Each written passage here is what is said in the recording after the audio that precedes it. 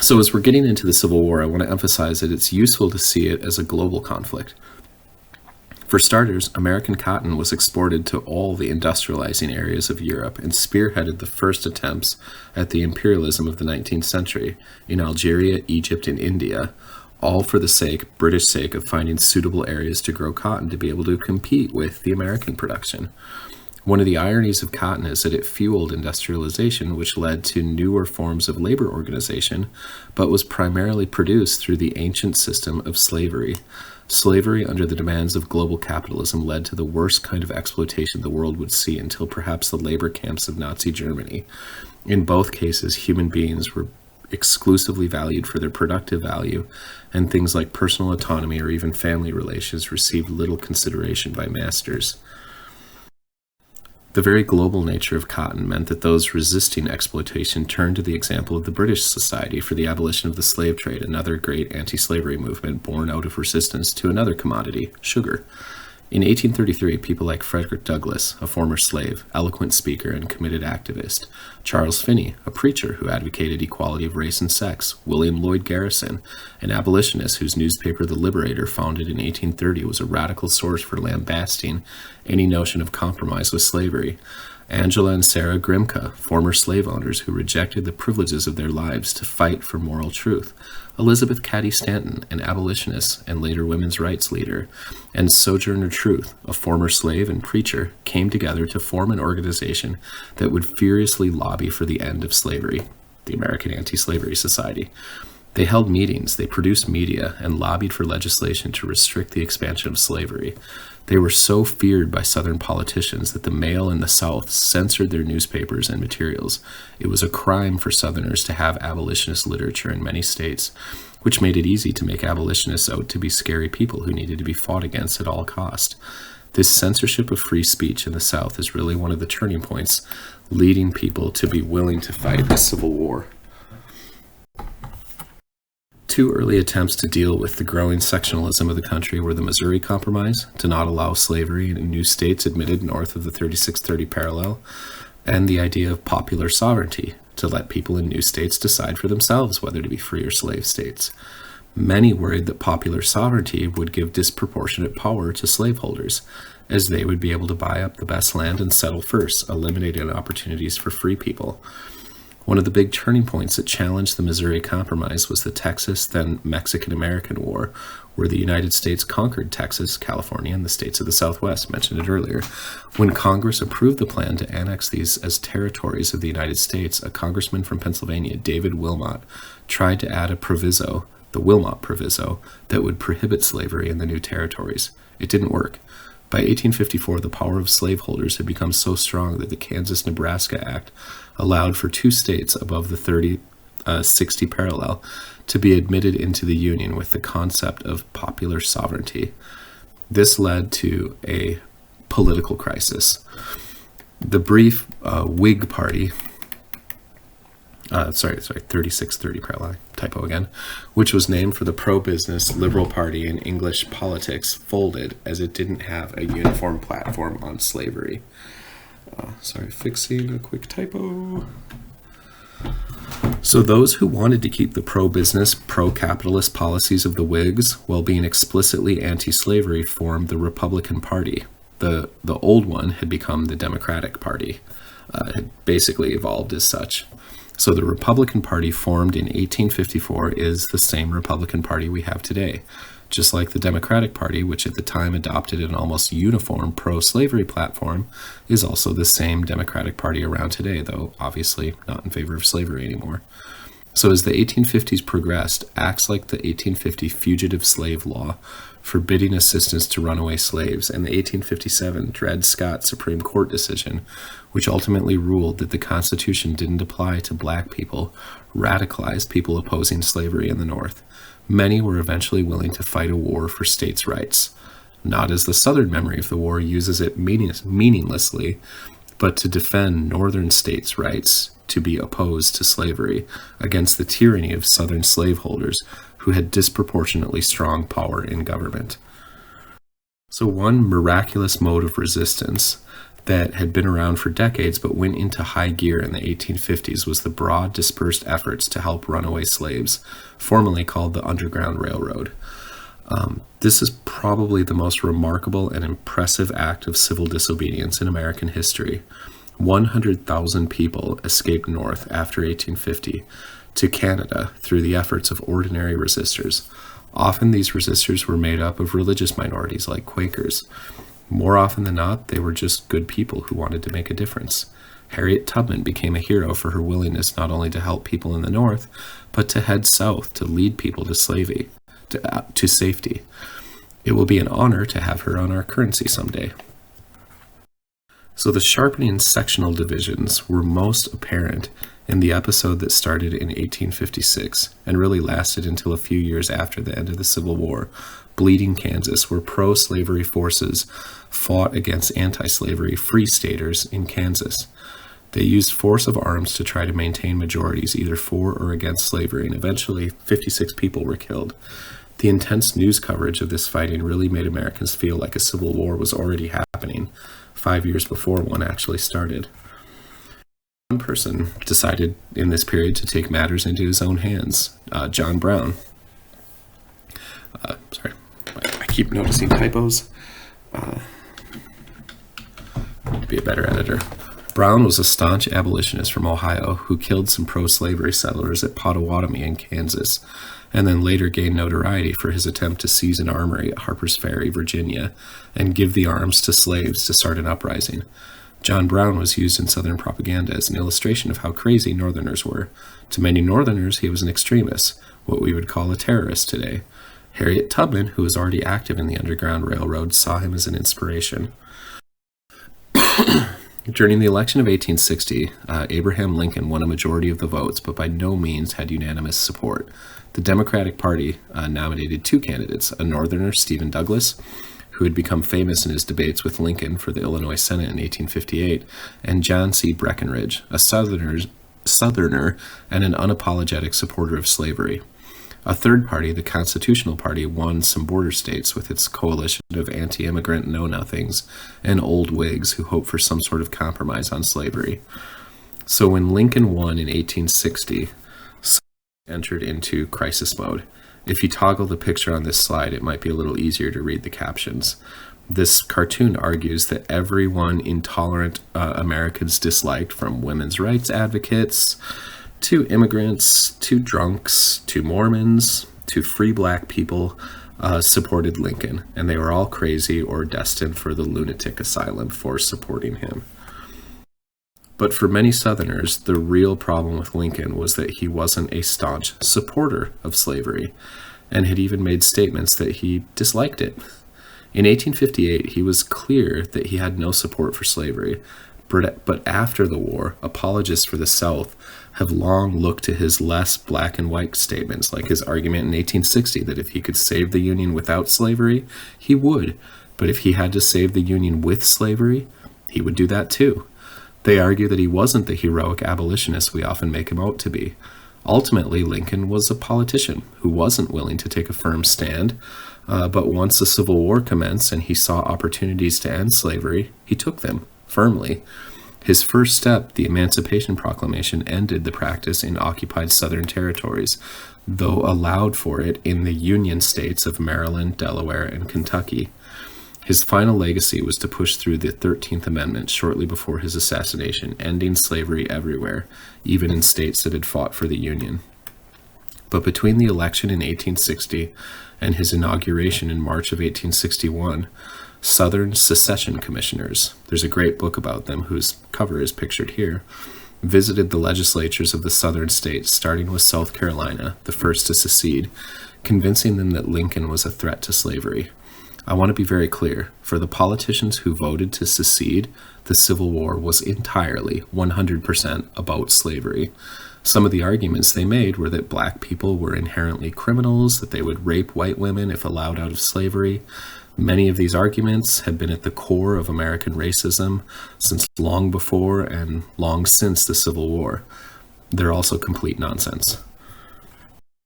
With all of this anti-Lincoln hysteria in the background, In April 1861, the newly formed Confederate States of America started the Civil War by attempting to take control of federal military forts in the South.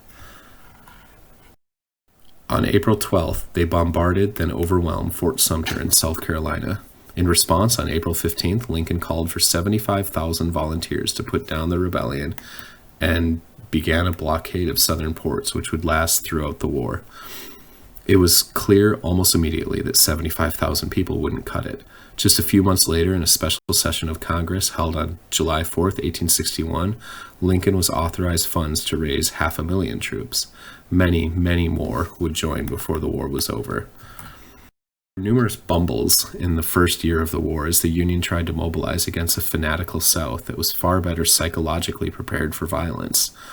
The first battle at Bull Run was a defeat for the Union. It was also only 25 miles from Washington, D.C. In November, the Union Navy seized a Confederate ship with diplomats headed for England. The UK threatened war if the Union didn't release the emissaries. Lincoln gave in, saying, "One more at a time." The next month, French forces landed at Veracruz in Mexico, the same place where Americans had landed in 1848, with the hopes to overthrow the new Mexican Republic, formed in the aftermath of their humiliating defeat in the Mexican-American War.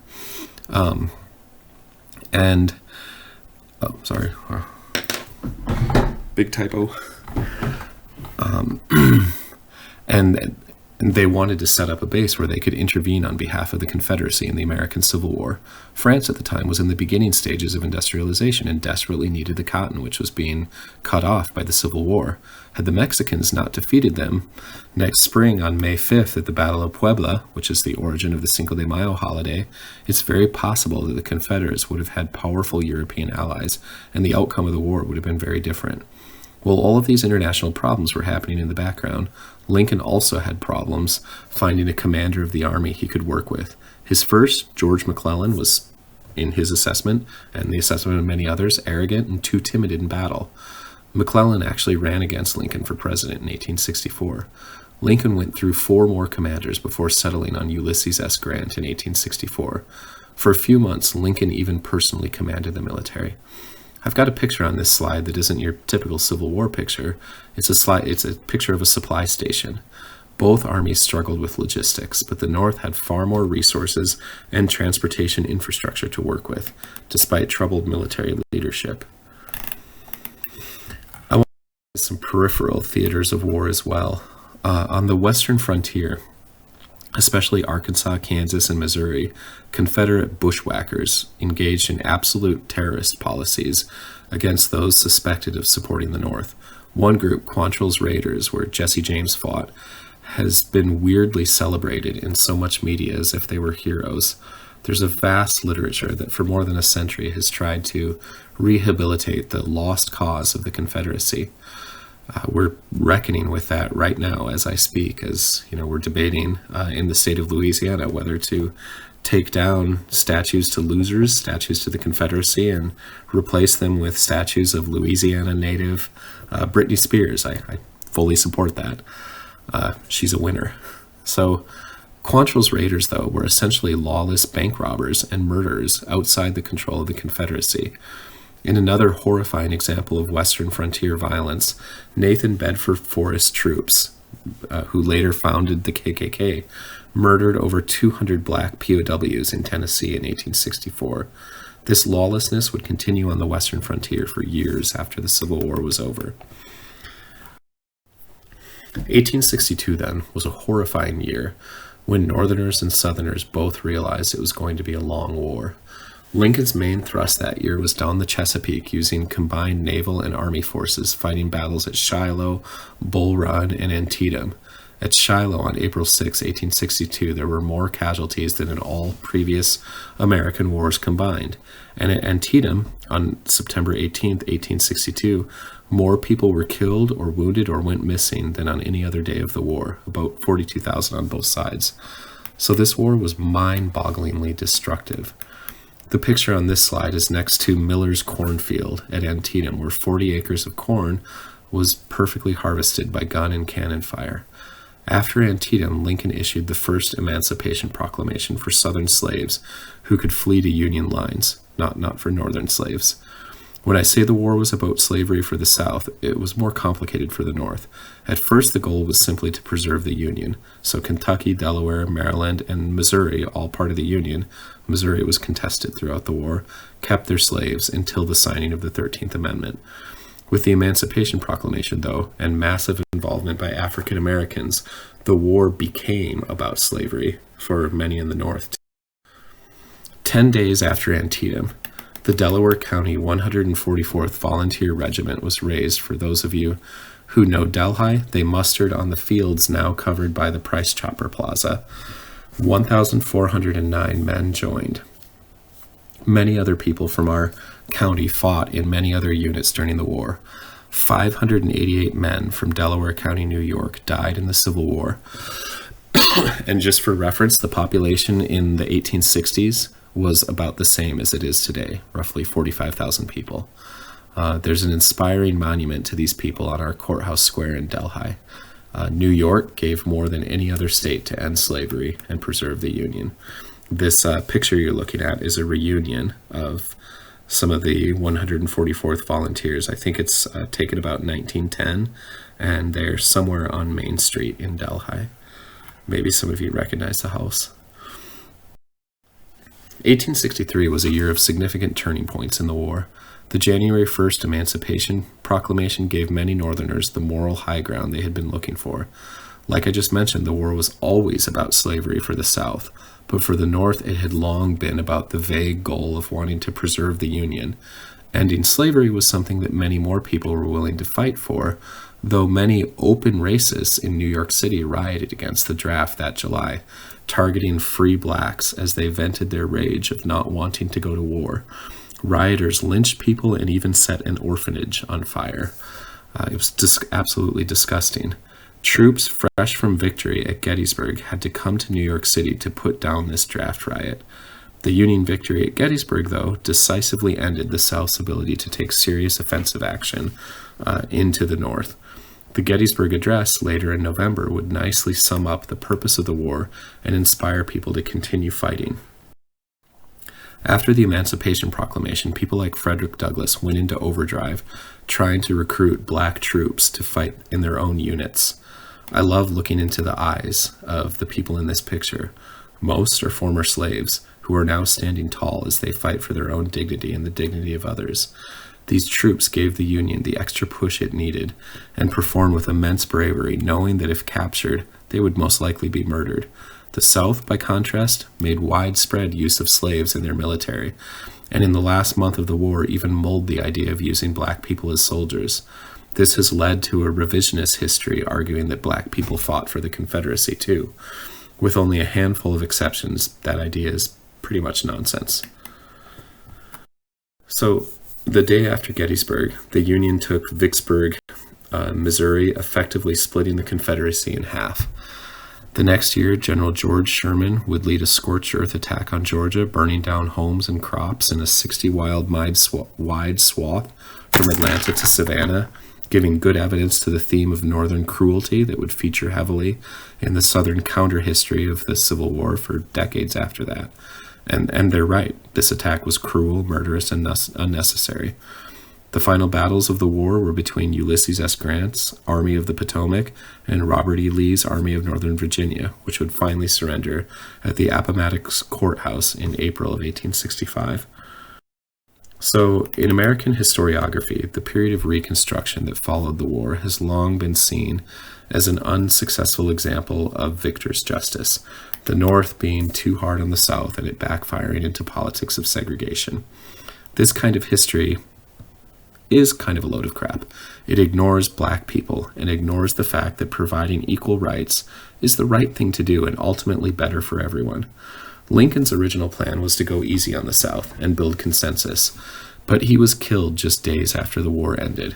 Andrew Johnson was a former slave owner and let the Southerners virtually ignore federal law, like allowing for the implementation of black codes, which could use fancy tricks like mandatory apprenticeships and arrests for vagrancy to basically force black people back into slavery with a different name.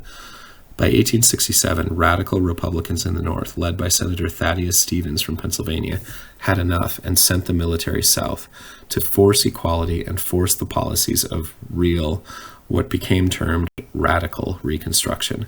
This lasted for 10 years, and for 10 years you had a vision of what America could have been: equal rights defended by military force to ensure the rule of law. In radical Reconstruction, Black people could vote, they could run for office, they could buy and sell property, use banks, get loans, start businesses without all the restrictions that would hamper them later. African Americans held offices at all levels, and they did things that helped everyone. Some of the first efforts for public education in the South and nationally came from Black legislators who knew what it was like to be forbidden to read and write. Historically Black colleges often started in this period. Former slaves craved education. Allowing people equal access meant that their minds and efforts benefited society as a whole. Lauded enough is the Freedmen's Bureau. For African Americans descended from slaves, this is a wonderful resource for genealogy because this bureau worked to reunite families separated by slavery. They also helped with literacy, land acquisition, voter registration, and anything needed to help former slaves navigate the new world of freedom. This all ended in 1877 when the compromise appointment of Rutherford B. Hayes as president contained the caveat of removing federal troops from the South, which led to segregation, oppression, terror, and the rise of the lost cause narrative that the Civil War was really about states' rights and the preservation of the Southern way of life. So that's kind of a tough place to end the course, but I hope you take some inspiration from the ideal of these truths that so many fought and died for, protested for, did things like Benjamin Lay, and I hope you recognize your responsibility to them to continue making the dream of these truths evident in your own communities and in our country and in our broader world. So that is our last discussion. You've got some focus questions that you can do, and I've enjoyed working with you, even though it's been exclusively online. Hope you all have an enjoyable rest of your summers.